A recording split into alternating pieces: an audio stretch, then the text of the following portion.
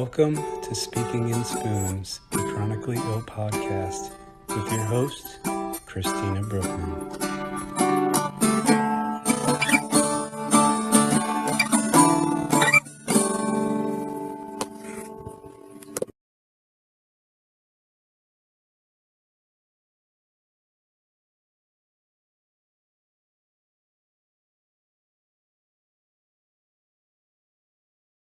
Hi, my name is Christina Brookman. I'm your host with Speaking in Spoons, and welcome to our second season. Today, we are focusing on the topic acceptance and change with pain and suffering. And we have Shraga Freeman, who is a licensed clinical counselor and also a rabbi. Um, Shraga, could you tell us a little bit about yourself and why you're here today? Sure. Thanks for having me. It's wonderful to be here. So I am a Orthodox Jew. I spent a lot of years studying Talmud, Bible, things like that. I became a high school teacher for 13 years in Denver, Colorado.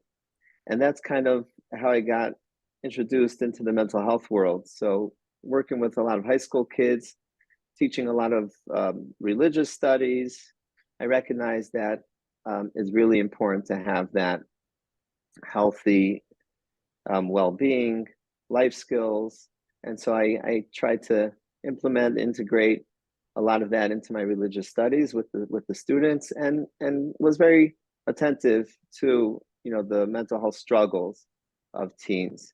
So when I was in Denver, Colorado, I got involved in a mental health task force. This is before my degree.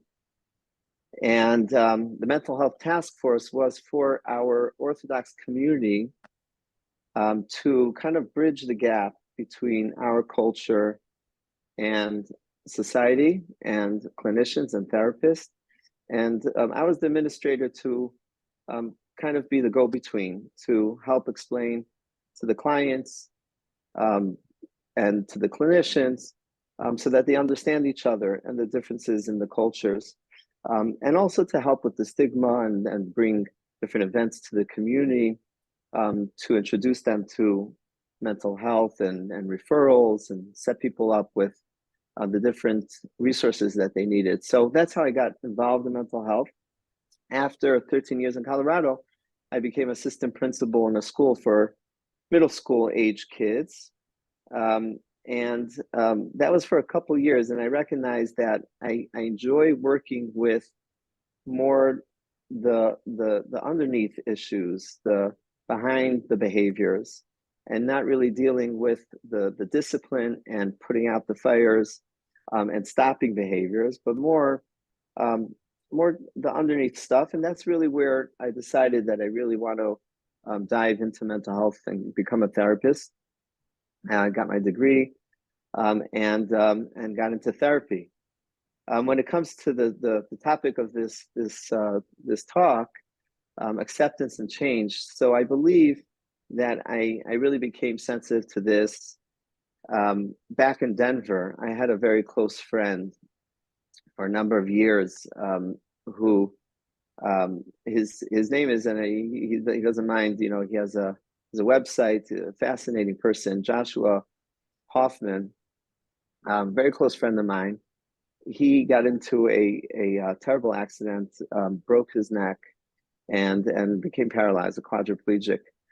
And I saw him go through this journey, his own journey. This is before I was a therapist, and was with him, in that journey. And he went through a phase in the beginning stages where he was in the hospital for a while and through all the physical therapy and not really knowing where it was going to go and how much feeling he was going to get back, if he's going to be paralyzed completely or not, going through a few months of that, then recognizing that this is going to be for good.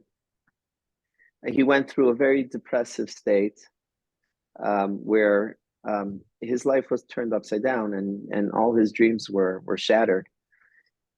But then he had a major shift, where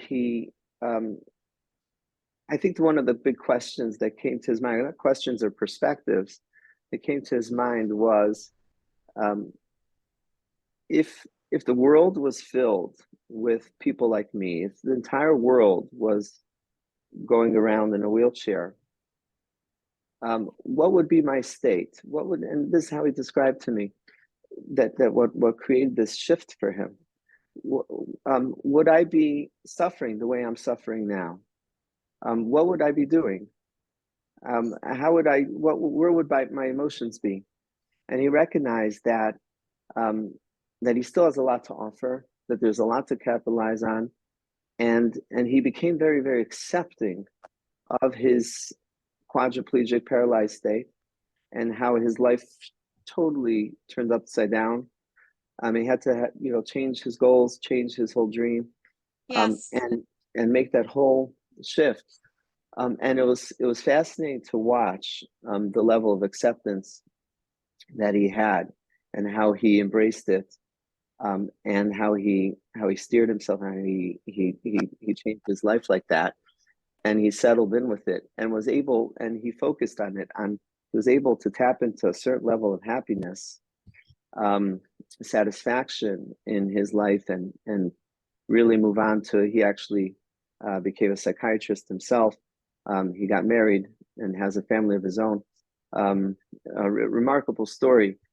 So I came to recognize and really value this concept of acceptance, and also see that there's really two separate things. There's someone can be in pain, and that doesn't necessarily need to mean that he's suffering.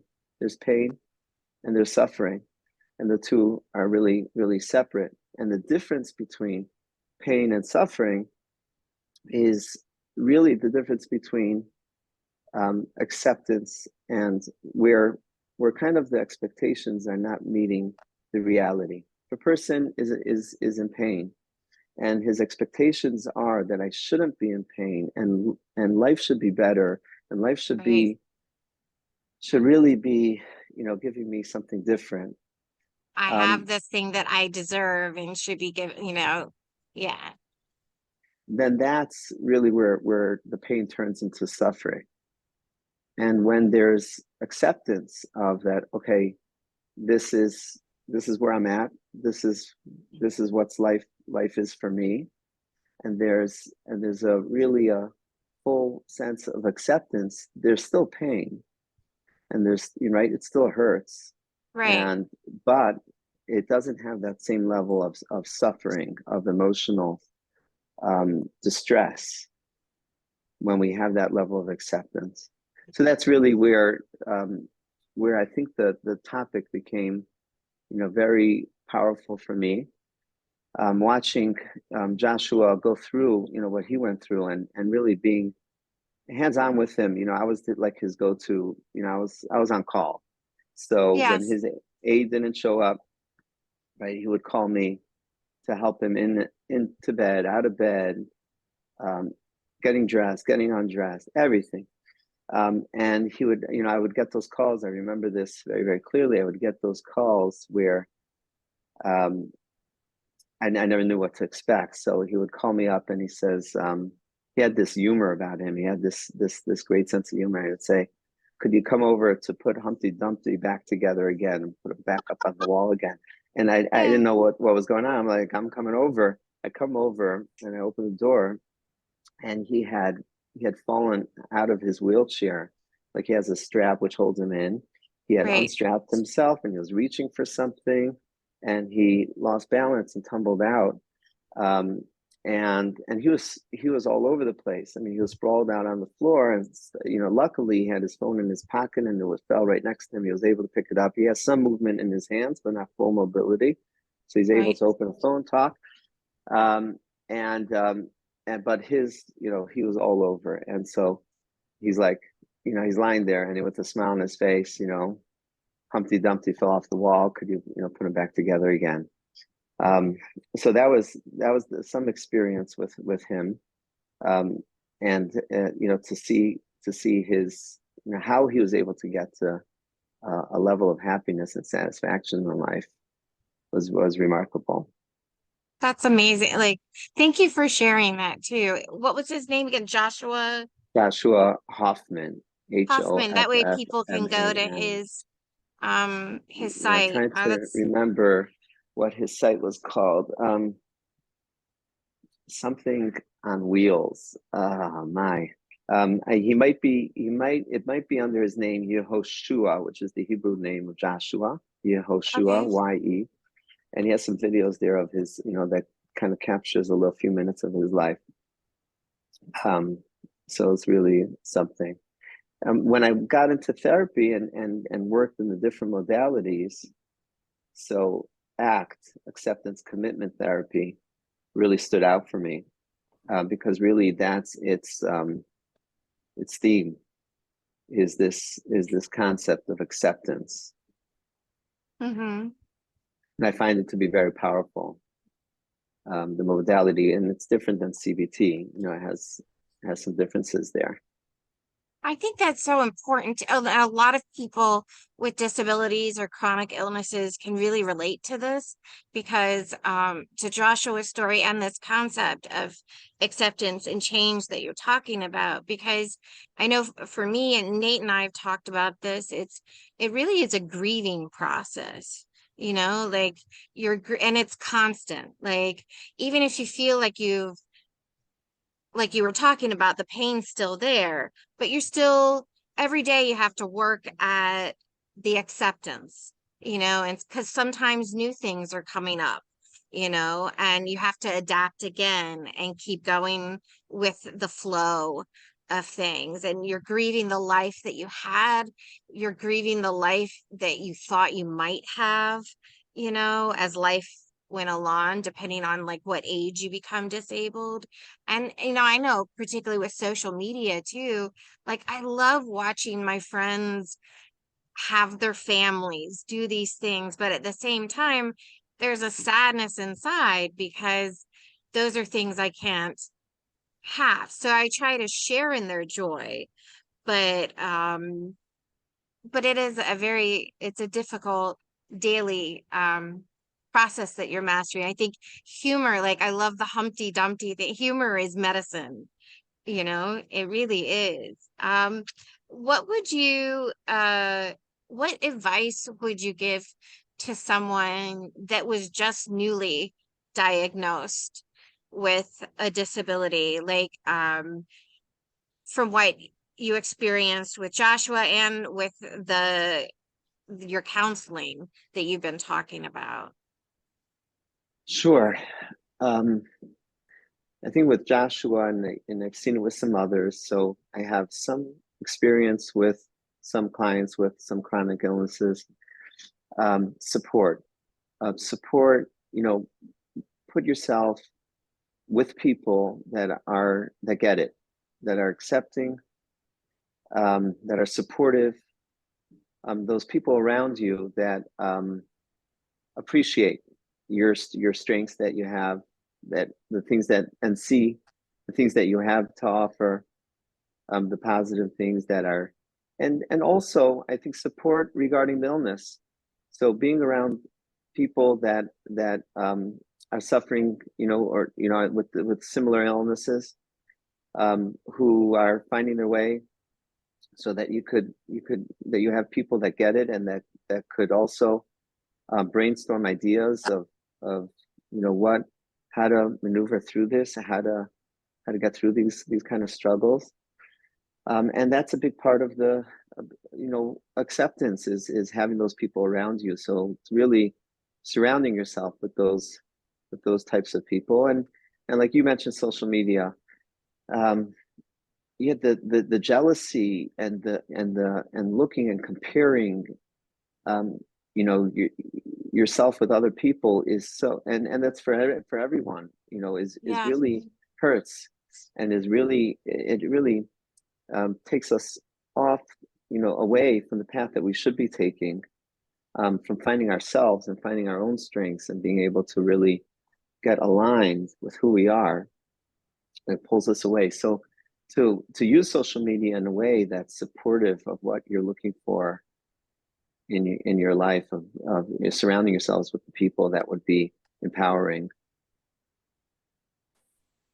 Great. Yeah, I know, like that's where I started meeting like support groups and like things like that online, and like what we're doing now. I think that's the goal of what we're trying to do is give people that connection. And you mentioned change. And I Yeah, think that's a tricky thing here because I yeah, think what I have found um, as one of, there's a resistance to acceptance. yes, And maybe you can help me with this. I think one of the big factors with why it's so difficult to accept is because we don't want to be stagnant. We don't want to, and this is in all areas, whether it's chronic illnesses or any weaknesses that we have, or any challenges that we have, any emotional, mental, physical struggles. Um, we don't want to be stagnant. We don't want to give up. Acceptance for a lot of people feels like we're throwing in the towel, yes. and that there's no hope, and that we're not going to be able to change. When in Um, fact, it's quite the opposite. yes, It gives and you that's so very many tricky. more possibilities. Yeah, I believe so. I believe so. yeah, And really getting that, explaining that, and it took me time to really process that. How does that acceptance and the act that goes through this? Um, how does acceptance is really a critical component to right. change. Well, and I think a lot of people, when it's first happening, are fighting the notion that their life has changed. Um, it's scary. And they're fighting the idea of being weaker or less than, in their mind, or being perceived as that, and being a burden to other people.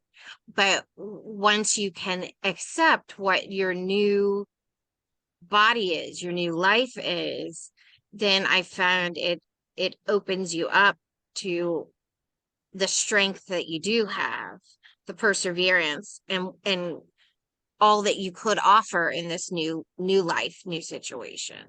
But that's a very hard mountain to climb. It takes Yeah. years, and Yes. we're never perfect in it. No, it's a daily, like I know with my condition, like every time I think I've got it, the universe throws me something new. And it's like, oh gosh, I have to go through this again. Which brings me to how would you I know there's a lot of followers that would like to know how does faith, do you think faith might play into this? There's people that have faith. I know there's people that would consider themselves spiritual or do not have a faith or religion. And then there's also people that did have a faith, and then when this happens, go through a crisis of faith. So could you talk about that a little bit? Yeah, it's a great question. And I think that's also part of my um, interest in acceptance and an act, because being a religious Jew, um, faith is a very big factor. And I have found, and part of our religious studies is working on our faith and acceptance and surrendering to God. um, I find that I feel that acceptance is really so much easier when we have a sense of a higher power in our lives, whether it's a God or some other, however you understand it.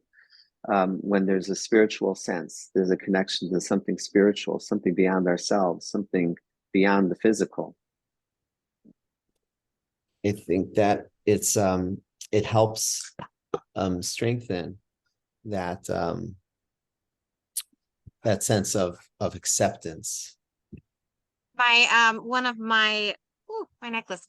One of my social work professors was a hospice worked in hospice, and she said that as people were dying, the people that had faith had an easier time going through hospice because of that like that acceptance to a higher.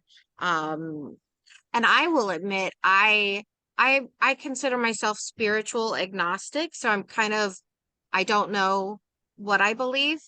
And I think that has made it a lot harder to kind of go through the acceptance phase. Uh, but I almost kind of put it out on the universe, like the universe is kind of watching out for me.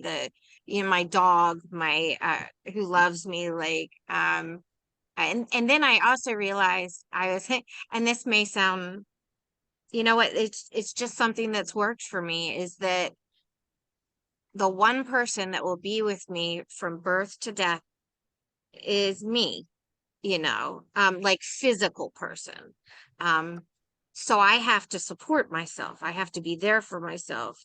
And that means I'm super strong, and I can't be mean to myself or, yeah, That's very I don't know. powerful.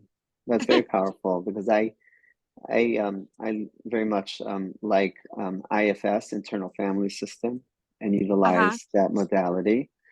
And they speak a lot about the sense of self as Okay. the healing agent to all our parts that are in pain, our traumatized parts, exiles they call them.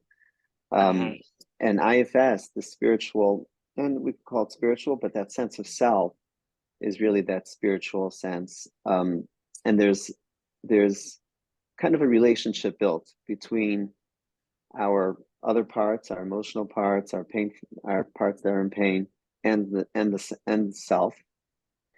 And self has that energy and that compassion, healing force to really send compassion and love to the parts that are hurting. And that itself has a very, very powerful um, energy to it, healing, sense of healing um, that comes from oneself. So that's very powerful. Some people see the sense of self as a kind of a godly part inside of them, but Uh-huh. it doesn't necessarily. It's not necessary in the modality. The sense of self is just something that everyone. It's inborn. Everyone has it. It just kind of gets covered up. It gets covered Right. up. It gets blocked. It gets kind of eclipsed by other emotions and pain and trauma. And when we could kind of peel away and do our work in therapy, self-awareness and the work that you've done, um, you could get to that sense of self. And I think self has that kind of innate feeling of acceptance, of self-awareness, understanding, wisdom, clarity. They discuss different attributes to self if you Yeah, look through the IFS modality. that's interesting. I'm gonna have to look that up now. I like that. And Nate, you talked about Viktor Frankl. He wanted you to discuss Viktor Frankl and his book's meaning on, like, your work and on this topic. Sure. So it's I think it's very related. It's been a few years since I read it. Man's Search for Meaning, I believe it's Hmm. called. And his therapy is logotherapy, which is very connected to this concept of acceptance. It's basically finding meaning in life. And he went through Viktor Frankl went through the Holocaust, and he basically um, in while being in the Holocaust and watching the people around him and who was making it and who was falling apart and who was just kind of giving up and really just emotionally just throwing in the towel. He noticed that people that had a sense that were able to somehow find a sense of meaning and purpose in the suffering, in the pain that they were going through in the Holocaust, were able to push on and were able to hold, have some strength and continue on. And he himself, was able to. He says that he was able to survive the atrocities, through giving it some kind of purpose for himself, of That's how he was gonna what it was gonna do for him, and what what meaning he could give it. And so trying to be able to accept what we have and find meaning in it and purpose, and find meaning in our lives despite um, or through our illness. And I going back to my friend Joshua Hoffman, yeah. he began speaking about it and going places and strengthening other people with disabilities, and using his experience as a way to help others. So that pumps it with meaning, and enables him to embrace, his new life and its direction. Wow. I want to read this book now too. Um, It's very powerful and special. I was just what came to mind a little bit earlier, um, when the idea of surrendering, yes. which I had a client just recently the other day who came in really distressed and um, pretty suicidal, really giving up and saying, I'm done, finished. It's I can't handle all these things going on.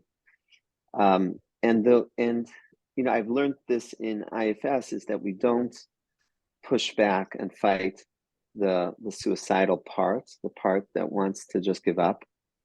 And we kind of go with it and learn about the suicidal part of what its needs are, and what it's trying to escape from, and how it's trying to soothe, really, in just Like in just listen a to it and listen to it, right? So yeah. where I went with it with this client was that it sounds like that you're surrendering, and you're giving up, and you're kind of, and that's what mode she was in. She says, I just don't care anymore.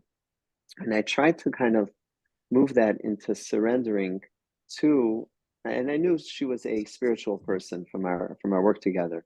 So I said, with that surrendering, when you're feeling this sense of giving up and throwing in the towel and not caring anymore, could you just surrender that to the spiritual force? Could you surrender that to God and just give it over? Just say, I don't care anymore. It's on you. It's yours. And just be here, and have God carry this whole burden, this whole thing. And she was able to get into a spiritual place and pull up, kind of that sense of self that we were talking about, Right. and tap into that. Because sometimes we find, with faith and with spirituality, that, and I've got a sense of this over the years, that people that have physical struggles and challenges, and or are emotional, they have a stronger sense of the spiritual, and they have a stronger sense of the sublime and the the eternal, and they're able to tap into. And it's just at those moments, really, where we're giving up, that we're able to find some kind of spiritual force underneath that all. And the physical kind of like falls apart. We're able to find something much deeper, and something more stronger that we could hold on to. And so some people see it as that the meaning of their suffering is finding that connection, that deeper connection, finding that deeper spirituality. Beautiful. Um, I want to go back to something you mentioned earlier about finding using support systems, like how important it is to find helpful support people.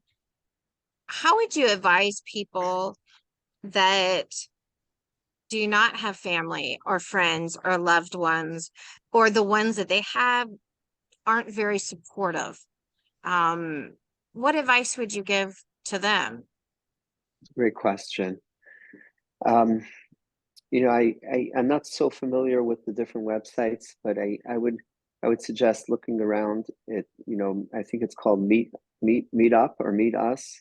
Yes. Yeah. as a place to maybe look around and see if you could find something online, find some people, like-minded people, to connect with, um, to try to see if they could search for those connections.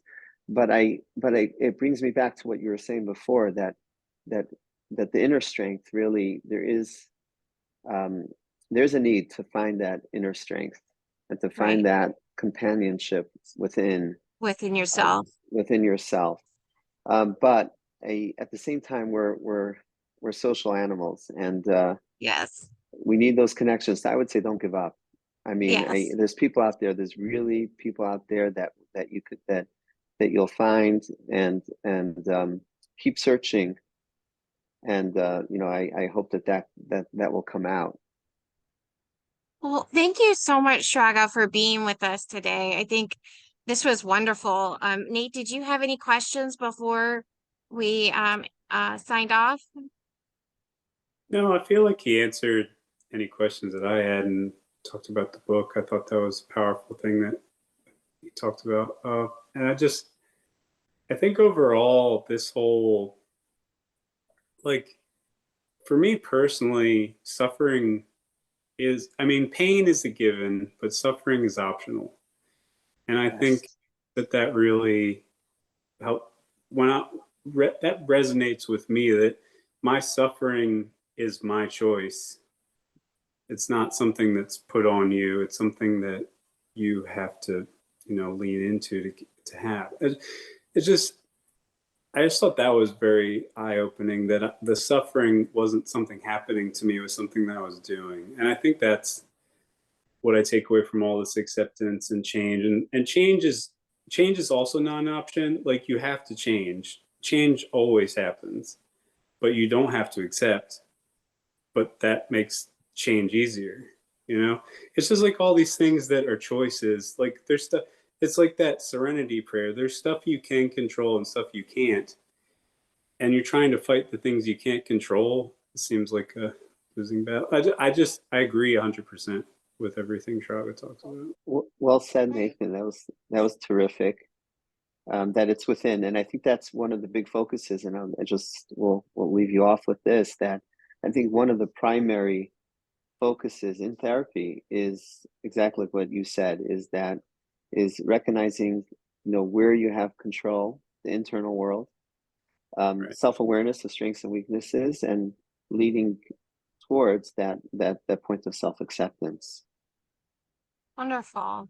Thank you so much. And Thanks for having me.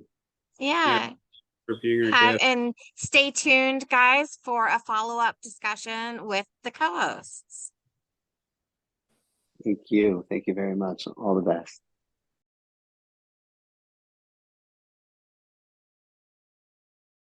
Okay. Hi, welcome back. I'm Christina Brookman with the lovely Lexi Crow and Nate Strauss. And we are gonna chat a little bit amongst us about the interview you just listened or watched to with Shraga Freeman about acceptance and change with pain and suffering. So I'm really excited about this topic and particularly this interview.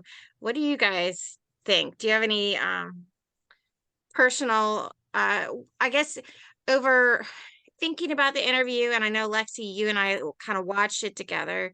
Um what did it make you think about from your personal experiences or from loved ones or friends and their personal experiences? Anybody want to go first? I mean, I have a lot of experience working with acceptance and change, and it's difficult. And I don't know if I've quite done it. Like, I accept where I am, but I don't like it. So I'm not sure if that's really acceptance or not. So I feel like I struggle with that a little bit. Like, I hate being disabled. Like, nothing bothers me more than this. Yeah. What is So it that you hate about it? I hate the limitations that it puts on me to do things. And just, I see other people around me my age getting married, having children, and it's just like, I mean, I guess that could have been me. Like, I don't know. I feel like I went the wrong way a lot in life, but you only see that looking back. And that really stuck with me. And I think it took a lot to be okay with that. And it didn't just happen. I wasn't just suddenly, like okay with it. It took a lot of like going deep inside myself and struggling to understand why I felt so jilted.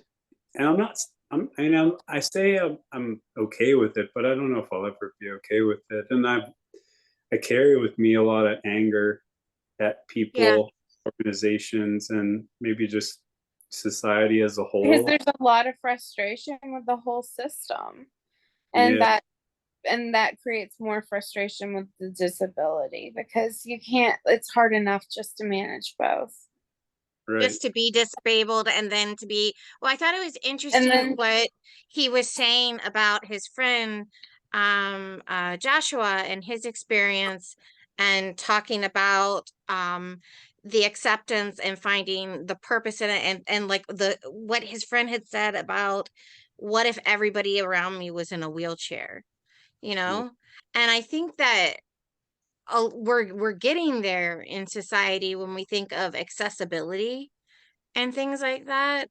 That is it our limitations, or is it just that the current world, as society functions, as society has built things, isn't really set up to include us, and maybe it's our job, and that's our purpose, is to educate and advocate and help fuse these two worlds, so that people like us can have a better, more included existence. I feel like that comes once you have gotten out of the advocating for yourself phase, though. You have to give your energy in the beginning to the advocate yourself phase. Oh, And absolutely. That part, I feel Well, like and it never being able to stops. You never advocate stop advocating for life. yourself. Sorry, Lexi. Yeah. No, I just struggle with it daily. And like he said, I'm angry. So I don't know if I'm really at that acceptance phase, because isn't anger right before acceptance? Yeah. Like, There's denial and bargaining. I think anger might be 3 or 4 on the list. Yeah. oh man. So You should like, Google that. I mean, I regress a lot, especially whenever I find people parking in handicapped spots without their placards prominently displayed. So that doesn't bother me. I mean, it's, yes. But isn't it like, it's whenever I'm that in a lot of daily. pain, it does. When I'm in a lot of pain, it does. Oh, But yeah. that's more of an issue for another thing. Sorry, I got off topic. Well, I don't think you did. I think it's that daily acceptance is not, bam, I have accepted this. It's every day you wake up and choose that day to work towards acceptance, like it's something or choose, today's a day I'm gonna feel my anger and cry a lot. Yeah. I think if we ignore those feelings, that's not healthy either. Yell, be angry, be mad. Don't run someone over with your car. I'm not But going to. I just like I had a breakdown. Like I had a breakdown from pain because of that, and like I just find myself so angry, and it's mainly I feel like if the pain was away, it wouldn't be this angry. It's hard when everything frustrates you because of the pain, and to like find that acceptance and to surrender. And surrendering, I am a person that needs like a manual. I need a step-by-step manual. Like, where is my ABCs to actually letting it go? Because I feel like on some level I don't let it go because I'm still trying to protect myself from it. I think your fight, though, your feistiness has what's helped you survive all this, though. And that's a good thing. It's just figuring out how to, it is. But But I it, know, like, see, you've yeah, only known me since I like got sick. I yeah, didn't used to be this feisty, I don't think. Like, I think it got amped up, amped up. amped up. Yeah, I just, I, I'm, you know, I miss, you have to grieve so much. You have to grieve so much losses and surrender to so much. And if you don't have that higher power and you are emotional, like, where does it go? Yeah. And I it's mean, try not to make it go on other people, and but like, surrendering is hard. I Surrendering is, usually take it out of myself, and that's not healthy either. yeah, and that's what I do a lot. And then But then I try to breathe, and I try, like, have thanks for the reminder. yeah, breathe. That's the big is breathe. And I will say a lot of people, like friends, loved ones, want to help. I think they don't know how to help.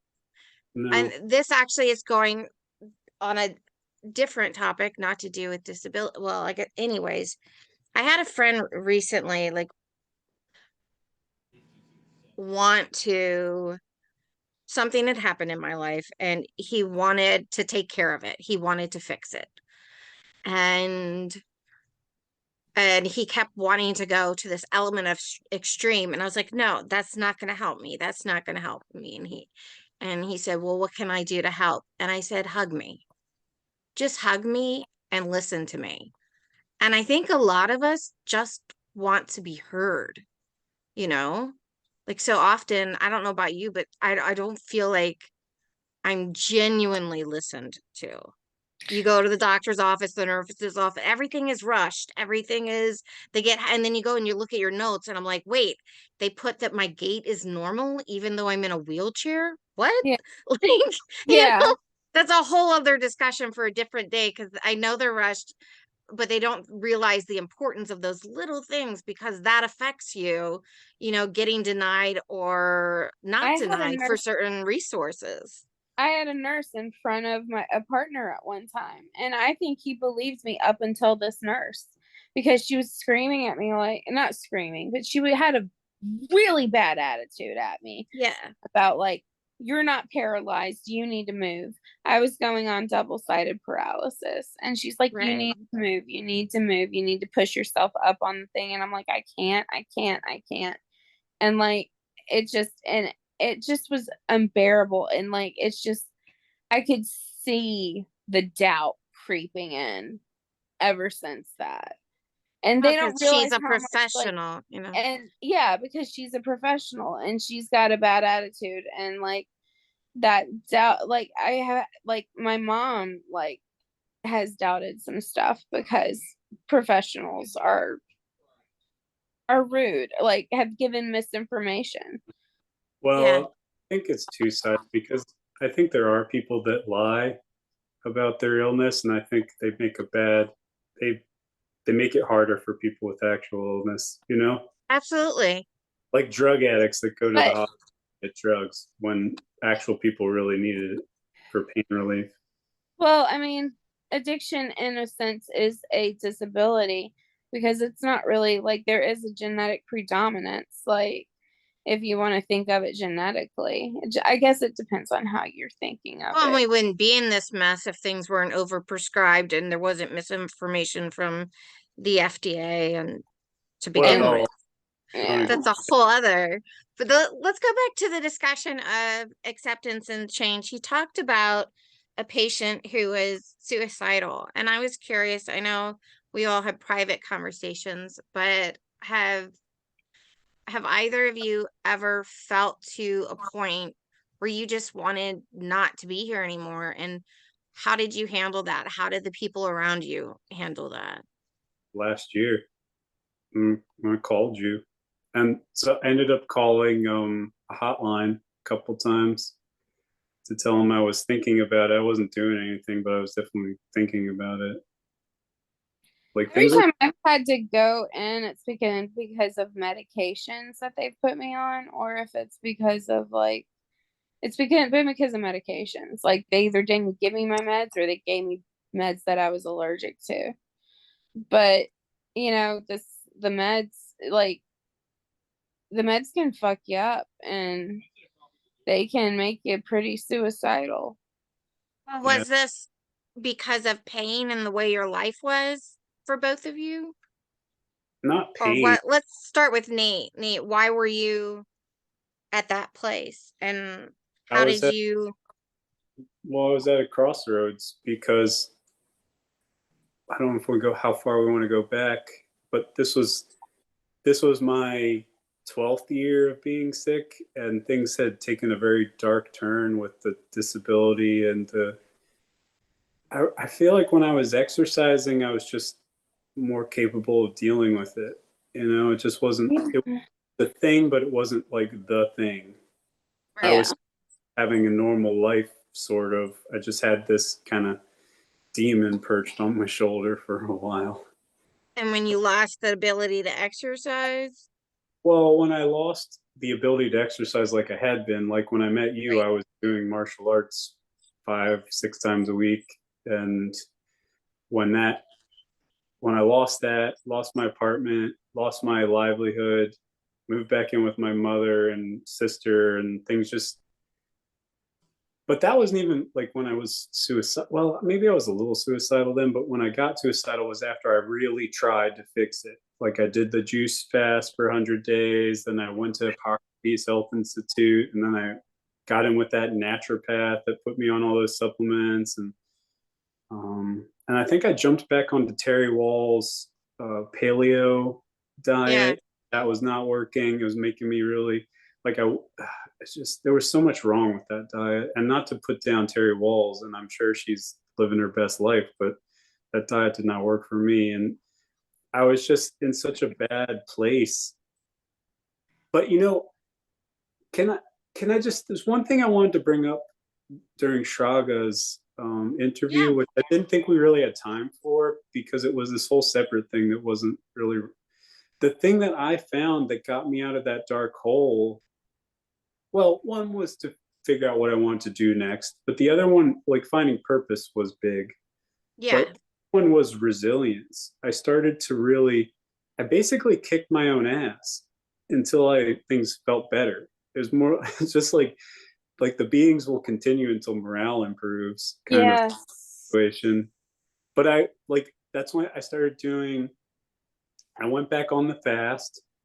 I started doing cold showers almost every day. I started I just made things uncomfortable for me. And that somehow just made things better. And I don't quite understand it. I think maybe it was just making things shittier, gave me some like resilience for when things were just the way they were before.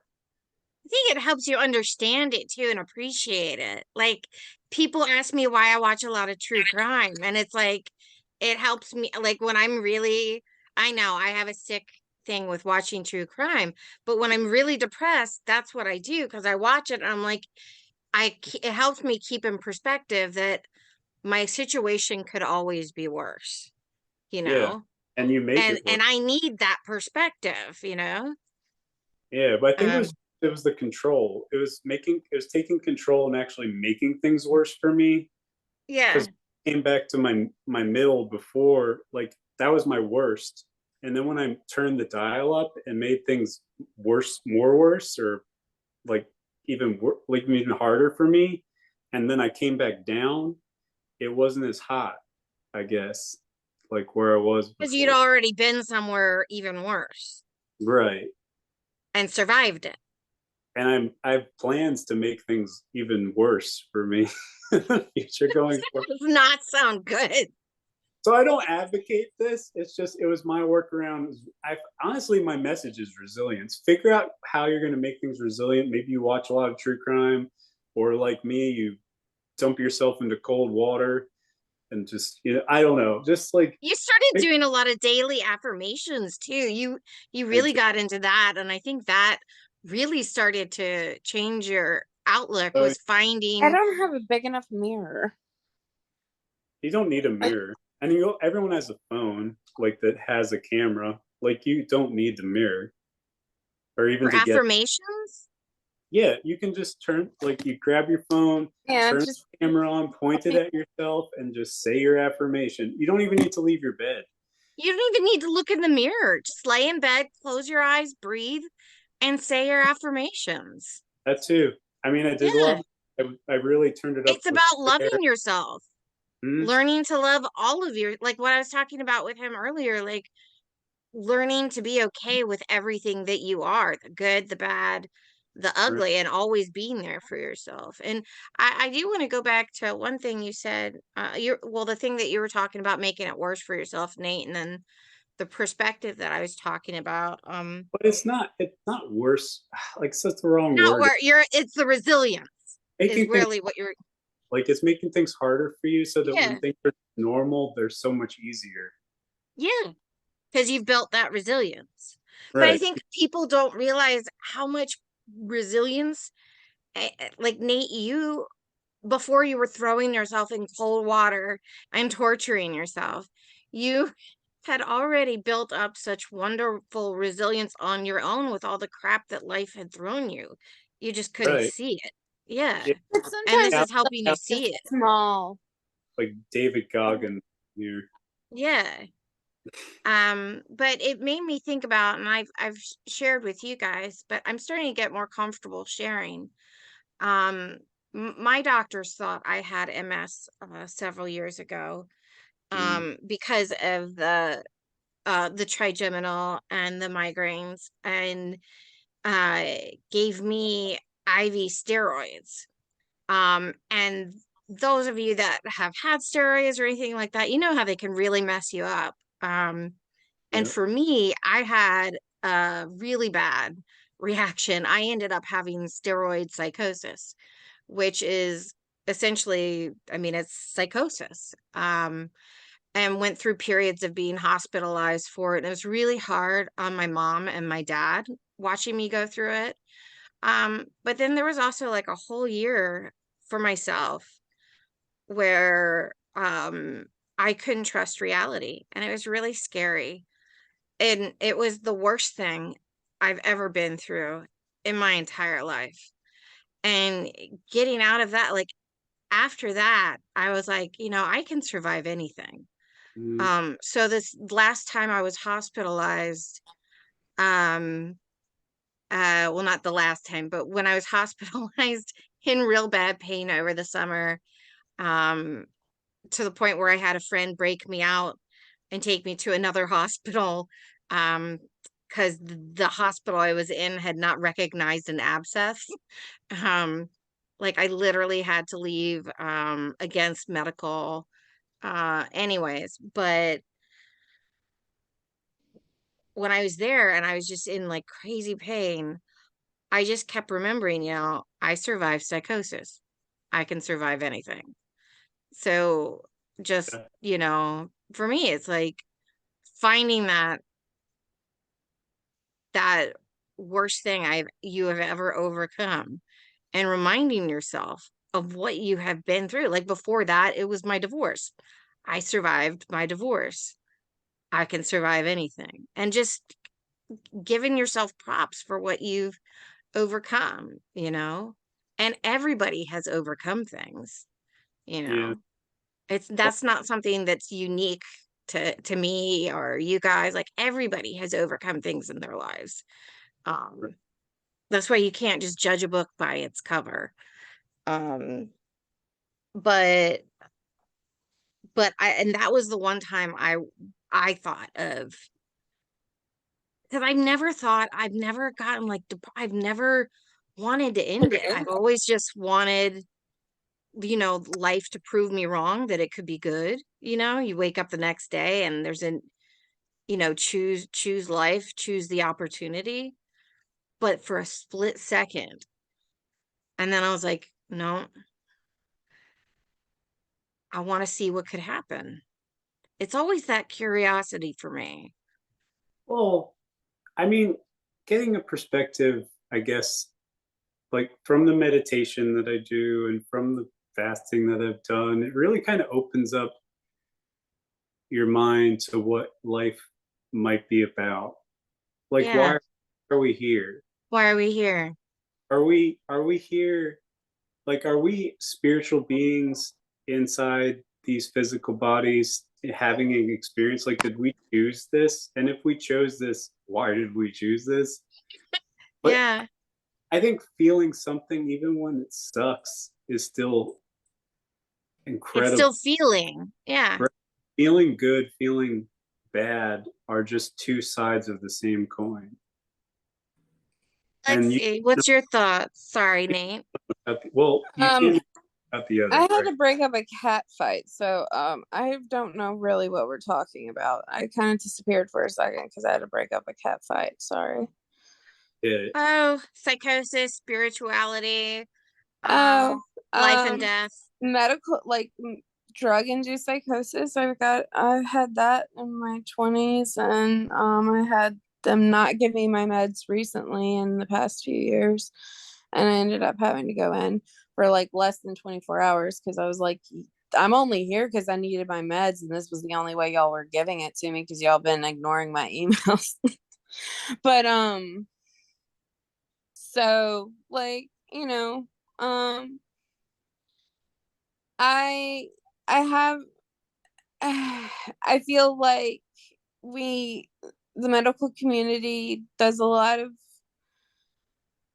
damage to the psyche of the people that they are treating, and it makes it a lot harder to maintain Right.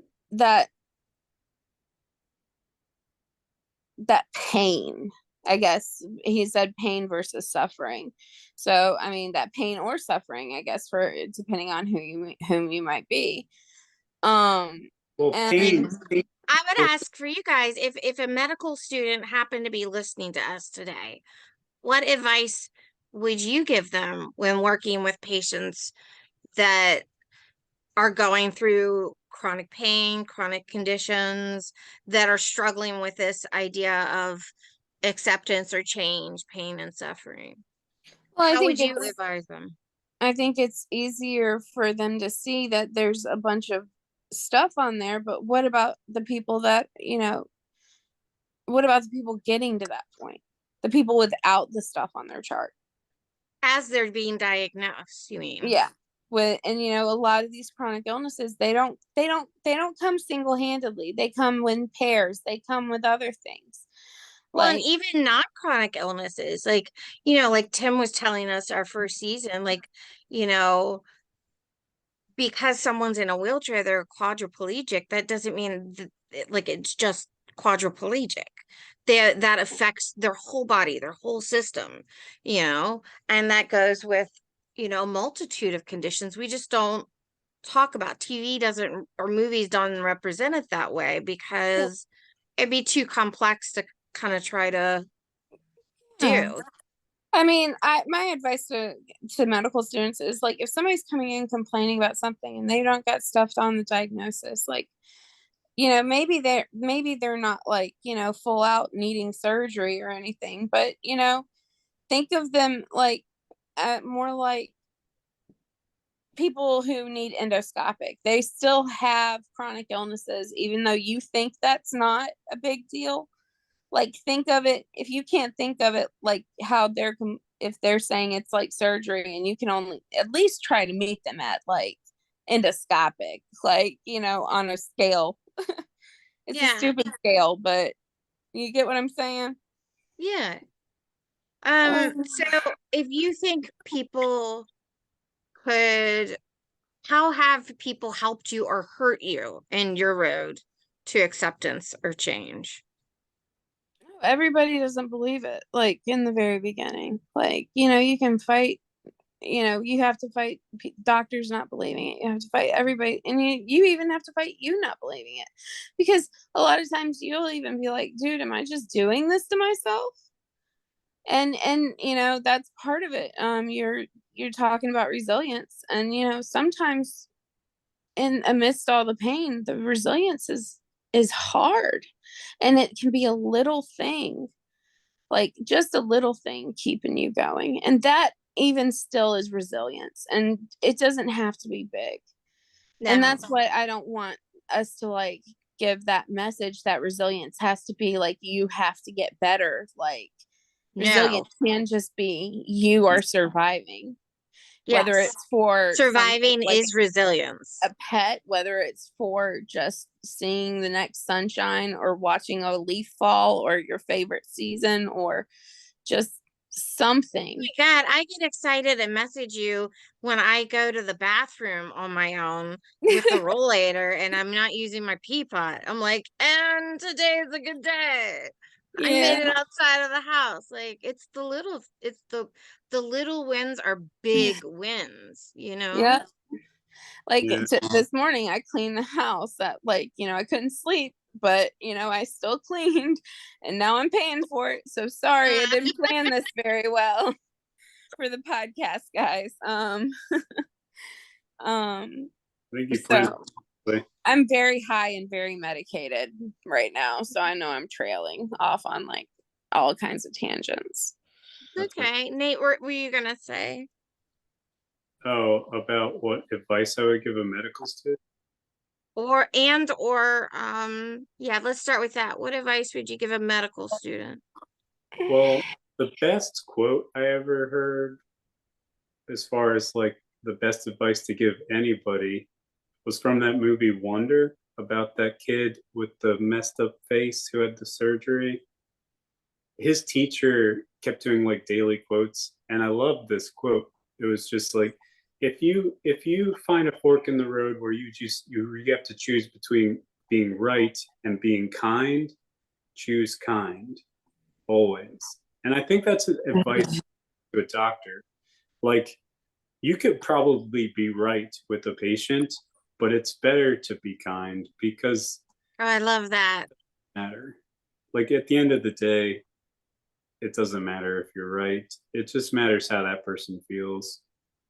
Well, and the other thing, I think being kind opens you up to listening better, Right. in your kindness. And in listening, you get a more accurate and detailed history.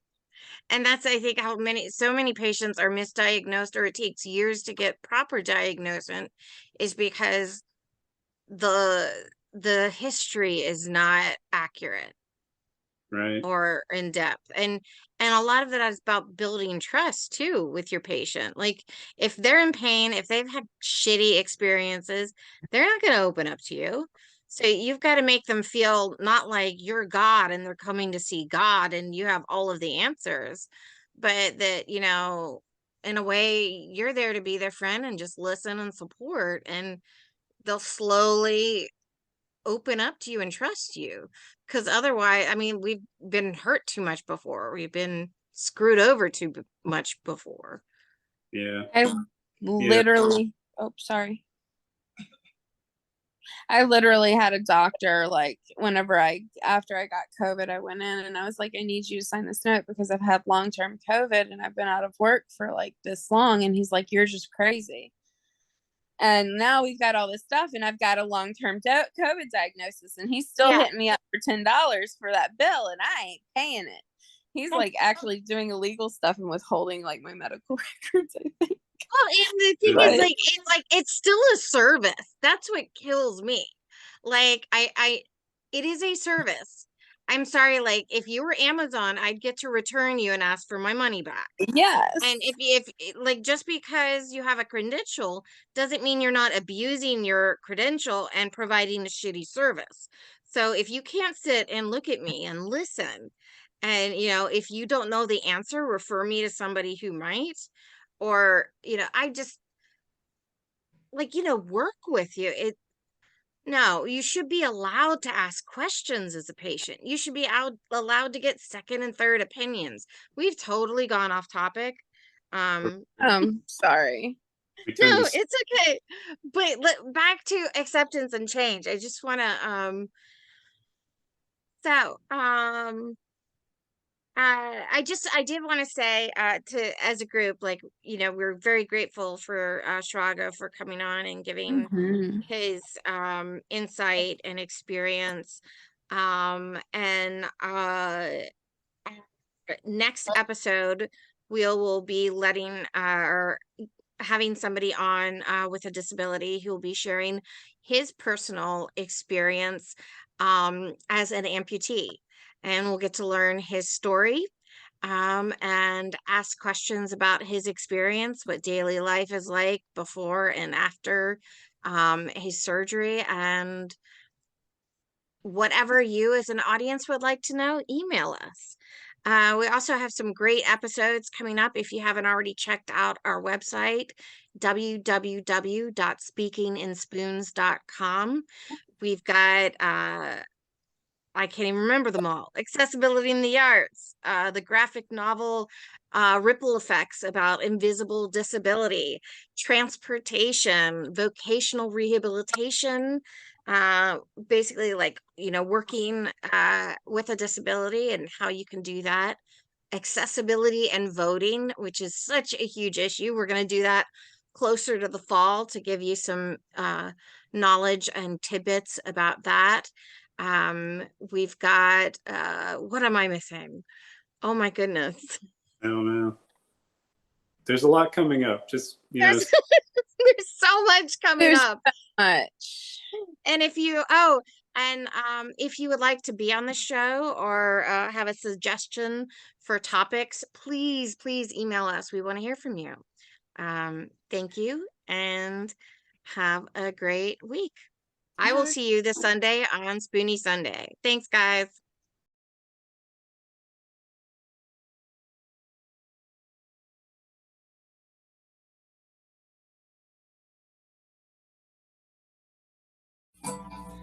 If you want to contact us, please send a DM or an email to speakingatspoons@gmail.com with any stories you have, or if you'd like to interview with us on any of our upcoming topics.